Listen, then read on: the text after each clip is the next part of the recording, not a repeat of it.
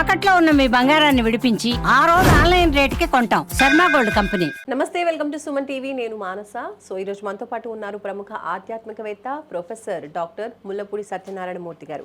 వారితో మనం మాట్లాడతాం. గురుగారు నమస్కారం అండి. నమస్కారం మానస.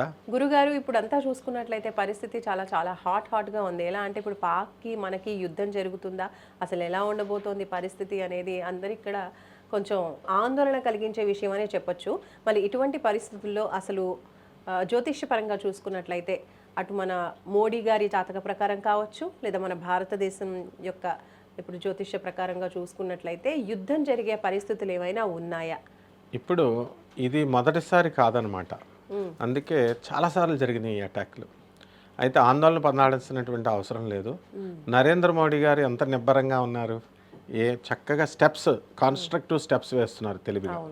ఇంతకుముందు కూడా మనకి ఈ సర్జికల్ సర్చ్ అనేటటువంటిది జరిగింది. అంతకుముందు అది పాకిస్తాన్ వాళ్ళ పనే అంత అనమాట. ఎప్పుడైనా సరే వాళ్ళు మనకి ఈ ఆర్టికల్ 370 రాకముందు, మనం కాశ్మీర్ని స్వాధీనం చేసుకోకముందు వాళ్ళు ఏం చేసేవారంటే ఎప్పటికప్పుడు మన భారత సైనికులపైన, లేకపోతే మన భారత కాశ్మీర్లో ఉన్నటువంటి ప్రజల మీద, అక్కడ లోకల్గా ఉన్నటువంటి వాళ్ళ ఉగ్రవాదుల చేత దాడి చేపించేవారు. ఇది సంవత్సరాలు జరిగింది. అయితే మోడీ గారు వచ్చిన తర్వాత మనకి కాస్త స్టాప్ చేశారు. ఎందువల్లంటే ఆర్టికల్ 370ని రద్దు చేసేయడము, ఆ తర్వాత మనం చక్కగా కాశ్మీర్ని మనం తీసుకుంటే మనం స్వాధీనంలోకి తెచ్చుకున్నాం. అయితే వాళ్ళు ఏం చేశారు, మీరు స్వాధీనం చేసుకుంటారు, అయితే మేము ఇక్కడ ఉండనివ్వకుండా చేస్తామని మన అధీనంలో ఉన్నటువంటి మన యాత్రాస్థలం ఆ పహల్గామ్కి చూడడానికి వెళితే వాళ్ళు దాడి చేసి చంపించేశారు. ఇలాంటివి జరుగుతూ ఉంటాయి.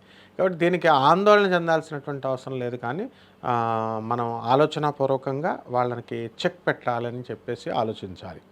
దాంట్లో భాగంగా మొట్టమొదట మనం నరేంద్ర మోడీ గారు ఏం చేశారంటే సింధు వాటర్ మనకి వాళ్ళకి ఒప్పందం ఉంది. ఆ ఒప్పందాన్ని రద్దు చేసి పారేశారు ఆయన.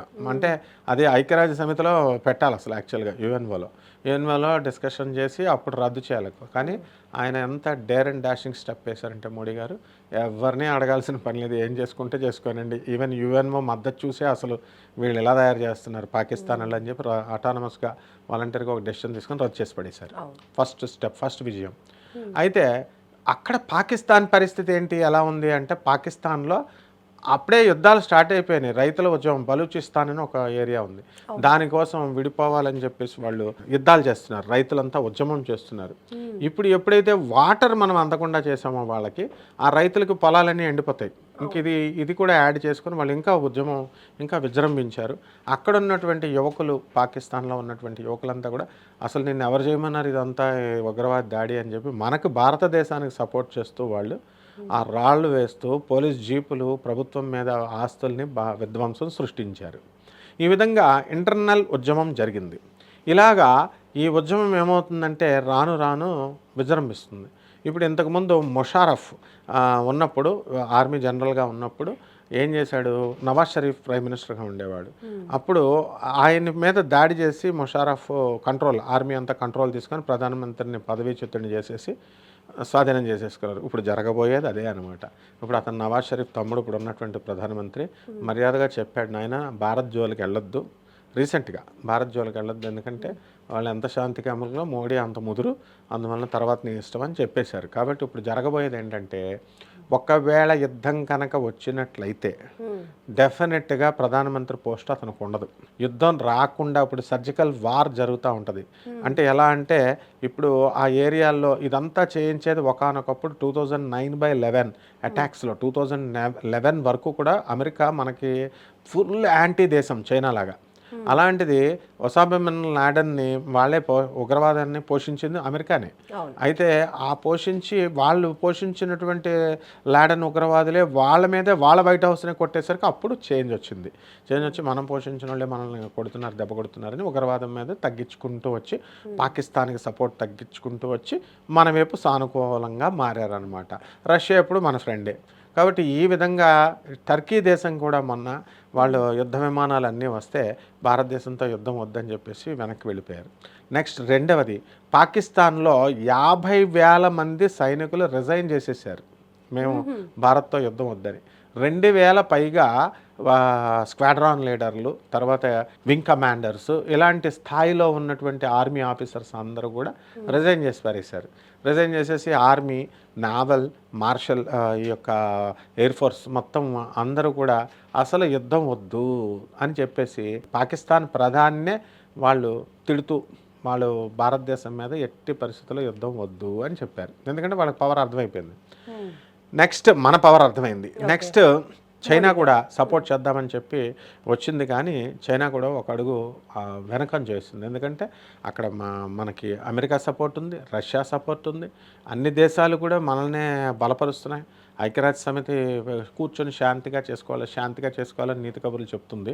సో దాన్ని కూడా మనం ఖాతరు చేయకుండా మనం జాగ్రత్తగా చేసుకుంటూ వచ్చాం కాబట్టి వాళ్ళు వెనుకంజ వేశారు. అసలు ఇప్పుడు ఈ యొక్క జ్యోతిషపరంగా నరేంద్ర మోడీ గారి యొక్క వృశ్చిక రాశి ఈ మే 14 లోపల ఆయన తీసుకునేటటువంటి డెసిషన్స్ ఎలా ఉంటాయంటే, గురుడు సప్తమ స్థితిలో వృషభ రాశిలో ఉన్నాడు. వేసే ప్రతి స్టెప్ డేర్ అండ్ డాషింగ్ వేస్తాడు. ఇప్పుడు అందరినీ పాకిస్తాన్లో ఉన్నటువంటి ఉగ్రవాదులను, ఆ బార్డర్లో ఉన్నటువంటి ఉగ్రవాదులను అందరినీ కూడా వేరు వేస్తాడు. ఇంకెప్పుడు మళ్ళీ పాకిస్తాన్ మాట్లాడకుండా, ఎదురు తిరగకుండా పర్మనెంట్గా నోరు స్తంభనం చేస్తాడనమాట. అందువల్లనే ఆయన ఏం చేస్తున్నాడంటే మొత్తం త్రివిధ దళాల కమాండర్లను అందరినీ కూడా పిలిపించి మన రక్షణ శాఖ మంత్రి రాజ్నాథ్ సింగ్తో, ఆ తర్వాత చౌహాన్తో, వీళ్ళందరితో కూర్చొని సిడిఎస్ అధికారి వీళ్ళందరితో కూడా కూర్చొని పూర్తి స్వేచ్ఛ ఇచ్చాను. కరెక్ట్గా మీ టైంని చూసుకోండి, తర్వాత మీ మోడ్ని చూసుకోండి, ఆ తర్వాత మీరు వేసేటటువంటి ప్లాన్ ఎలా ఉండాలి అవన్నీ కూడా చాలా జాగ్రత్తగా టార్గెట్ పూర్తిగా సైన్యానికి పూర్తిగా స్వేచ్ఛ ఇచ్చేసారు. అది పాకిస్తాన్లో ఉండేది. ఇప్పుడు మన భారతదేశం కూడా అదే ట్రెండ్లోకి వచ్చాం. అంటే మీరే చేసుకోవచ్చు. అప్పుడు పాకిస్తాన్ బార్డర్లో ఉన్నటువంటి ఈ ఉగ్రవాదులు స్థావరాలు ఉంటాయి కదా, అవన్నీ ఏరేస్తారు, తీసేస్తారు. ఇప్పుడు భారత్ పేరు మీద కూడా మనకి జాతకం చాలా అద్భుతంగా ఉంది. ఇప్పుడు ఆల్రెడీ మనం 3rd సూపర్ స్టార్ అయిపోయాం ఎకనామిక్స్ రంగంలో. మనం చదువుకున్నప్పుడు భారతదేశం డెవలపింగ్ కంట్రీ అనేవాళ్ళం. ఇప్పుడు ఆల్రెడీ డెవలప్డ్ కంట్రీ మనం. మన సత్య నాదెళ్ళ మైక్రోసాఫ్ట్ సీఈఓగా ఉన్నాడు అమెరికన్ కంపెనీకి. మన సుందర్ పిచ్చై గూగుల్కి సీఈఓగా ఉన్నాడు. అంతా భారతదేశమే. మనకి అక్కడికి వెళ్ళినటువంటి కమలా హ్యారిస్ మన మనిషి, తర్వాత సునీత విలియమ్స్ మన మనిషి, ఇంకా ఎవరిని తీసుకోండి మొత్తం భారత సంతతికి చెందినటువంటి వాళ్ళే. కాబట్టి మన దగ్గర మిసైల్స్ ఉన్నాయి, మన దగ్గర న్యూక్లియర్ బాంబ్స్ ఉన్నాయి, అన్నీ ఉన్నాయి.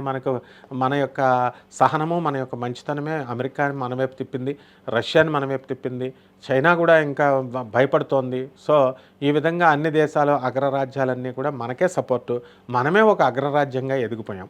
అందువలన ఎట్టి పరిస్థితుల్లో అమెరికాలో ఉన్నటువంటి సాఫ్ట్వేర్ ఇంజనీర్లు, మేధావులు అంతా మన వాళ్ళే కాబట్టి వాళ్ళకి బాగా తెలుసు మనం అంటే రెస్పెక్ట్ ఉంది. కాబట్టి ట్రంప్ కూడా మనకే అనుకూలం ఈ విషయంలో. కాబట్టి ఎట్టి పరిస్థితుల్లో మనం కంగారు పడాల్సిన అవసరం లేదమ్మా. జాతకం మనకే పర్ఫెక్ట్గా ఉంది. మే 14 లోపల ఇదంతా తేలిపోతుంది. ఎందువల్లంటే అటాక్ నో వెనకడుగు అనమాట. That is Narendra Modi. వీరబ్రహ్మేంద్ర స్వామి గారి కాలజ్ఞానం ప్రకారం, అలాగే నాస్ట్రడామస్ ప్రకారం కూడా ఇప్పుడు 2025లో యుద్ధం జరిగే పరిస్థితులు ఏమైనా కనిపిస్తున్నాయా? అసలు ఏముంది? వంగా బాబా గారు నాస్ట్రడామస్ ప్రకారము, ఆ తర్వాత మన పోతులూరు వీరబ్రహ్మేంద్ర స్వాముల వారు ఏం చెప్పారంటే 2025 నుంచి, అంటే శని మీనరాశిలో వచ్చిన దగ్గర నుంచి మనకి యుద్ధాలు జరుగుతాయి అన్నారు. అర్త్క్వేక్స్ వస్తాయన్నారు, వచ్చింది. మైనార్ థాయిలాండ్లో, బ్యాంకాక్లో వచ్చింది. ఇస్లామాబాద్, పాకిస్తాన్ అదే ఇస్లామాబాద్లో వచ్చింది. తర్వాత మంటలు వచ్చేస్తాయన్నారు. మౌంట్ ఆబు స్పిరిచువల్ ప్లేస్ అయినా సరే, పైన గురుదేవుడైనటువంటి దత్తాత్రేయ స్వామి వాళ్ళ గిరిశిఖరం ఉంది అక్కడ మౌంట్ ఆబు పైన. కింద వీళ్ళ బ్రహ్మకుమారీస్ ఇంటర్నేషనల్ సెంటర్ ఉంది. ఆధ్యాత్మిక నిరంతర భగవన్నామం జరిగే చోటే ఈ యొక్క ఫారెస్ట్లన్నీ కాలనీ. నెక్స్ట్ అర్త్క్వేక్స్, ట్రెమర్స్ అన్నీ కూడా హైదరాబాద్లో ఎక్కడ పడితే అక్కడ వచ్చినాయి. ఆ స్మాల్ ట్రెమర్స్. యుద్ధాలు వస్తాయన్నారు. ఇప్పుడు పాకిస్తాన్ ఇది యుద్ధం కిందే లెక్క. సెలవులన్నీ రద్దు చేసేసుకొని అందరూ కూడా పాకిస్తాన్ బార్డర్ దగ్గరికి వెళ్ళిపోయారు. అక్కడేమో సెలవుల మీద వెళ్ళిపోయారు వాళ్ళు, రిజైన్ చేసేసి 50,000 మంది. మాకొద్దునైనా యుద్ధం అని చెప్పేసి వాళ్ళు వెళ్ళిపోయారు. సో ఎట్టి పరిస్థితుల్లో కూడా పాకిస్తాన్ ప్రజలు కూడా మనకే సపోర్ట్ చేస్తున్నారు. ఎందువల్లంటే వాటరు ఇదంతా ఈ దుస్థితికి కారణం మనమే అటాక్ చేసాం కాబట్టి ఇది ప్రధానిదే తప్పు పాకిస్తాన్ది అని క్లియర్గా చెప్తున్నారనమాట. అందువలన మనకి ఈ యుద్ధాలు జరిగేటటువంటి అవకాశాలు ఉన్నాయి, కానీ డైరెక్ట్ యుద్ధం కాదు, ఇది ఇండైరెక్ట్ యుద్ధం, పార్షియల్ యుద్ధం. అంటే మనము వాళ్ళ మీద తీవ్రవాదుల్ని ఏరి పారేస్తాం అనమాట. ఆ విధంగా క్యాంపుల్ని మనుషుల్ని. అలాగే ఆ రోజు దాడిలో ఉన్నటువంటి వాళ్ళందరినీ పట్టుకున్నారు. మా తర్వాత వాళ్ళ ఇళ్ళు అన్నిటిని కూడా తీవ్రవాదులందరినీ కూడా ఇళ్ళన్నిటిని కూడా స్మాష్ చేసేసారు మన వాళ్ళు, భారతీయ సైన్యం. సో కాబట్టి మనకి ఎక్కువగా పాజిటివ్గా ఉందంటారు జ్యోతిష్యపరంగా. 100% మనం పాజిటివ్. అది కూడా మే 14 కల్లా బ్రహ్మాండంగా అన్నీ క్లోజ్ అవుతాయి. మోడీ గారి జాతకం ప్రకారం మంచి ధైర్యమైన సాహసాలు నిర్ణయం తీసుకుని ఈ ఉదంతానికి ఫుల్ స్టాప్ పెట్టేస్తారు ఆయన. రైట్ అండి, ధన్యవాదాలు. ధన్యవాదాలు.